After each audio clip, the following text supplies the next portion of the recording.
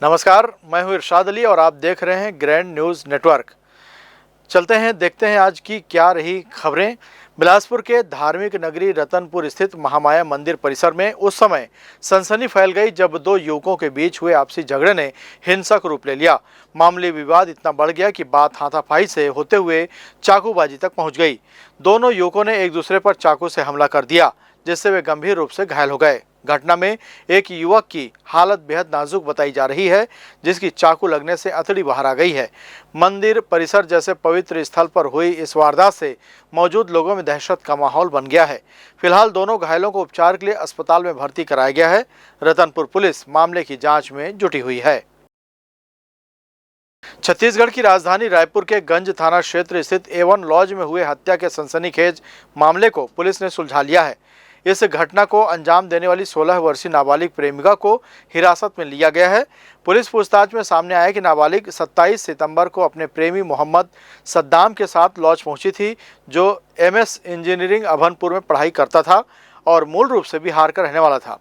Laws में रुकने के दौरान दोनों के बीच किसी बात को लेकर विवाद हो गया, जिसके बाद गुस्से में आकर नाबालिग ने धारदार हथियार से हमला कर उसकी हत्या कर दी। वारदात के बाद उसने लॉज के कमरे को बाहर से लॉक किया और चुपचाप घर लौट गई। इसके बाद वह अपनी मां के साथ बिलासपुर के कोनी थाने पहुंची और हत्या की जानकारी दी। कोनी पुलिस ने तुरंत रायपुर पुलिस को सूचना दी। जब गंज थाना पुलिस लॉज पहुंची तो कमरा बंद मिला। लॉज स्टाफ की मदद से दरवाजा खोला गया तो अंदर सद्दाम का शव खून से लथपथ पड़ा हुआ था। उसके गले पर धारदार हथियार के गहरे घाव थे। फिलहाल पुलिस नाबालिग से पूछताछ कर रही है और मामले की गहराई से जांच की जा रही है। तखतपुर थाना क्षेत्र के एक गांव से इंसानियत को शर्मसार कर देने वाला मामला सामने आया है। सरकारी योजना की जानकारी देने के बहाने गांव पहुंचा सचिव सीताराम कौशिक महिलाओं की इज्जत से खिलवाड़ कर बैठा।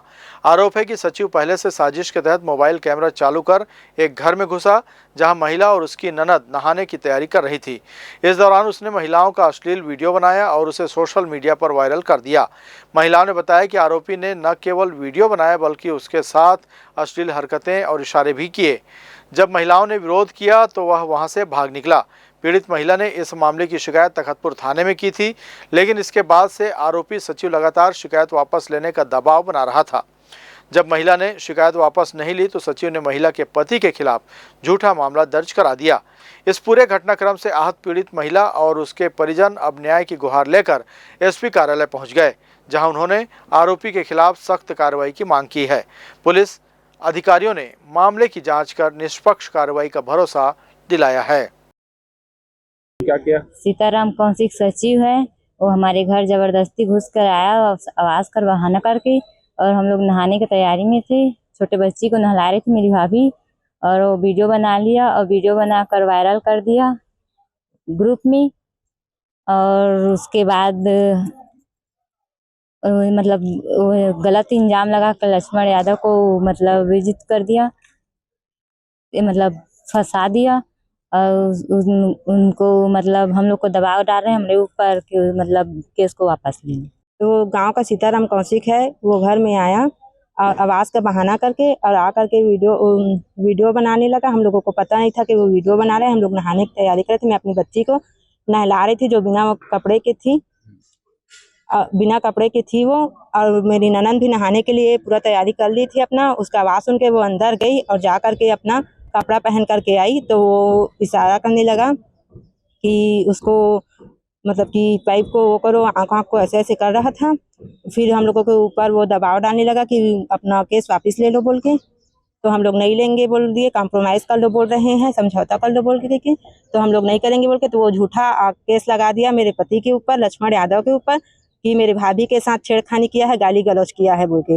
बिलासपुर जिले के रतनपुर में नवरात्रि पर्व पर सर्व आदिवासी समाज रतनपुर द्वारा अपनी प्राचीन प्रथा, परंपरा और सांस्कृतिक विरासत को फिर से स्थापित करने के उद्देश्य से एक भव्य सेवा ध्वजा यात्रा का आयोजन किया गया। पारंपरिक वेशभूषा, सांस्कृतिक वाद्य यंत्रों और आदिवासी ध्वज पताकाओं के साथ निकली यह ऐतिहासिक रैली रतनपुर रियासत की कुलदेवी मां महामाया दाई को समर्पित थी, जिन्हें गोंड राजवंश की आराध्य देवी के रूप में भी पूजा जाता है। कार्यक्रम के दौरान मां महामाया को समाज की ओर से 100 फीट लंबी चुनरी अर्पित की गई और नया अन्न भेंट कर क्षेत्र की खुशहाली की मंगल कामना की गई। इस आयोजन में हजारों की संख्या में सामाजिक जन, बुजुर्ग, युवा एवं महिलाएं शामिल हुई, जिन्होंने पूरे उत्साह और श्रद्धा के साथ इस परंपरा को जीवित किया। छत्तीसगढ़ में अर्बन नक्सल कनेक्शन को लेकर बड़ी कार्रवाई जारी है। इसी सिलसिले में पकड़े गए आरोपी जग्गू उर्फ रमेश कुरसम को बिलासपुर के एनआईए कोर्ट में पेश किया गया। कोर्ट ने सुनवाई के बाद उसे 9 अक्टूबर तक रिमांड पर भेज दिया है। अर्बन नक्सल के मामले को लेकर जांच एजेंसियां बेहद गंभीर हैं। अब तक 3 लोगों को गिरफ्तार किया जा चुका है। इनमें कोरबा निवासी एक युवक और पति पत्नी की जोड़ी शामिल है। अधिकारियों ने अब तक आरोपियों के नाम और गिरफ्तारी के स्थानों का आधिकारिक खुलासा नहीं किया है। हालांकि सूत्रों के अनुसार तीनों आरोपी जग्गू कुरसम से गहरे तौर पर जुड़े हुए थे। मोबाइल में मिले नंबर और पूछताछ में मिली जानकारी के आधार पर इनकी गिरफ्तारी हुई है। बता दें, हाल ही में बस्तर में चलाए जा रहे फोर्स के ऑपरेशन के बाद नक्सलियों में डर का माहौल है। पिछले दिनों जग्गू और उसकी पत्नी कमला कुरसम की गिरफ्तारी के बाद एसआईए को अहम इनपुट मिले थे। इन्हीं इनपुट के आधार पर तीसरे आरोपी को भी पकड़ा गया है। सरकारी वकील दाऊराम चंद्रवंशी ने बताया कि गिरफ्तार नक्सली दंपति से कई अहम जानकारियां मिलने की उम्मीद है। इसी वजह से रिमांड की मांग की गई थी, जिसे एनआईए कोर्ट ने मंजूरी दे दी है। जग्गू का 3 दिन का पुलिस रिमांड था, उसी जग्गू को आज पेश किया गया है। फिर क्या हुआ कोर्ट में?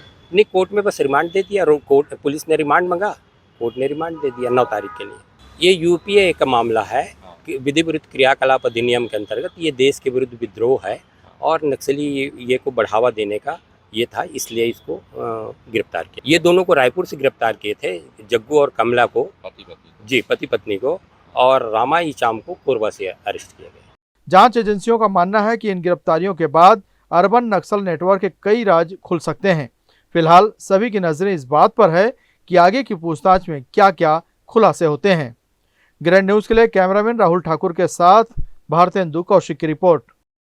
इधर बिलासपुर के सरकंडा थाना अंतर्गत मोपका चौकी क्षेत्र में एक सनसनीखेज घटना सामने आई है। भाटापारा मोपका निवासी 35 वर्षीय दिनेश कुमार सूर्यवंशी की धारदार हथियार से गला रेत कर हत्या कर दी गई। मोहल्ले के दुर्गा पंडाल के पीछे दिनेश बैठा था, तभी अचानक उसी इलाके का रहने वाला 25 वर्षीय कमलेश सूर्यवंशी, जो कि मानसिक रूप से अस्वस्थ है, उस पर हमला कर दिया। घायल दिनेश को तत्काल परिजन सिम्स अस्पताल लेकर पहुंचे, जहां डॉक्टरों ने उसे मृत घोषित कर दिया। घटना के बाद आरोपी मौके से फरार हो गया था, लेकिन सरकंडा थाना की त्वरित कार्रवाई ने आरोपी कमलेश को मोपका क्षेत्र से हिरासत में ले लिया। रात में मोपका भाटापारा निवासी दिनेश कुमार सूर्यवंशी को दुर्गा पंडाल के पीछे में किसी व्यक्ति द्वारा जो है धारदार हथियार से गले पर वार करके जख्मी कर दिया गया था, जिसको अस्पताल सिम्स से ले जाया गया, जहां पे उपचार के दौरान उसकी मृत्यु हो गई है। प्रथम दृष्टया मर्ग एवं अपराध दर्ज कर जो है आरोपी का पतासाजी किया गया। पतासाजी करने पर पता चला कि उसके मोहल्ले के निवासी कमलेश सूर्यवंशी, जो मानसिक रूप से स्वस्थ नहीं था, उसके द्वारा किसी धारदार हथियार से उसका गला में वार कर हत्या करना पाया गया है। आरोपी को हिरासत में लिया गया है, वैधानिक कार्रवाई की जा रही है। अभी तक ऐसे कोई स्पष्ट कारण नहीं पता चला है, लेकिन चूंकि आरोपी जो है मानसिक रूप से स्वस्थ नहीं था, तो ऐसा लगता है कि किसी बात से उससे नाराजगी होकर जो है उसको वार किया है, ऐसा अभी ज्ञात हुआ है। प्रकरण में जो है तफ्तीश जारी है। छत्तीसगढ़ में राष्ट्रीय स्वास्थ्य मिशन के बर्खास्त संविदा कर्मचारियों की बहाली को लेकर बड़ा मामला सामने आया है। नाराज कर्मचारी अब सरकार को घेरने की तैयारी कर रहे हैं, क्योंकि अभी भी उन्हें बहाली का कोई पत्र या निर्देश नहीं मिला है। एनएचएम के बर्खास्त कर्मचारियों की बहाली अब तक नहीं हो पाई है। सरकार से कई बार आश्वासन मिलने के बावजूद अभी तक कोई लिखित आदेश जारी नहीं किया गया है, जिससे कर्मचारियों में नाराजगी और असुरक्षा की भावना लगातार बढ़ रही है। संविदा स्वास्थ्य कर्मियों का कहना है कि उन्होंने महामारी और आपदा के समय जनता की सेवा में अपनी जान तक दांव पर लगाकर काम किया था। ऐसे में उनकी सेवाओं की अनदेखी करना न सिर्फ अन्याय है, बल्कि उनके अधिकारों का उल्लंघन भी है। कर्मचारियों का तर्क है कि स्वास्थ्य, पोषण और आपदा प्रबंधन जैसे अहम क्षेत्रों में संविदा कर्मियों की भूमिका बेहद महत्वपूर्ण है। ऐसे में उनकी बहाली को टालना सरकार की नीयत पर सवाल खड़ा करता है। संविदा स्वास्थ्य कर्मी नेता श्याम मोहन दुबे का कहना है कि सरकार ने उन्हें सिर्फ मौखिक वादा किया है, लेकिन अब तक कोई आदेश जारी नहीं हुआ है। 25 से ज़्यादा कर्मचारी आज भी बहाली से वंचित हैं। अगर उनकी मांगें पूरी नहीं हुई तो वे लोग आंदोलन करने मजबूर होंगे। हम लोगों ने 18 तारीख से अनिश्चितकालीन हड़ताल पे आए थे, जो 22 सितंबर तक चला, और सरकार ने फिर से एक बार आश्वासन दिया है, जिसमें उन्होंने कहा है कि अब हमारी बातों पे पूर्ण रूपेण अविश्वास कर सकते हैं और जल्द ही आपको नतीजा मिलेगा। परंतु आज 10 दिन बीत गए, न हमारे बर्खास्त साथियों का बहाली हुआ है, न ही कोई एक भी आदेश जारी हुआ है। 5% तो बहुत दूर की बात है। तो ऐसे में सभी 16,000 जो स्वास्थ्य संविदा कर्मचारी हैं प्रदेश भर के, वो ही नहीं बल्कि उनके परिवार के सभी मायूस हैं, और सरकार के प्रति जो अविश्वास है वो कहीं न कहीं यहाँ पे देखने को मिलता है। कल कैबिनेट का बैठक है, जैसा माननीय मुख्यमंत्री महोदय ने कहा था कि इस बैठक में बहाली करेंगे, तो मैं चाहता हूँ कि माननीय मुख्यमंत्री महोदय बहाली करने के साथ 5 मांगों का आदेश भी जल्द से जल्द निकाले। कर्मचारियों ने साफ कर दिया है कि अब वे चुप नहीं बैठेंगे।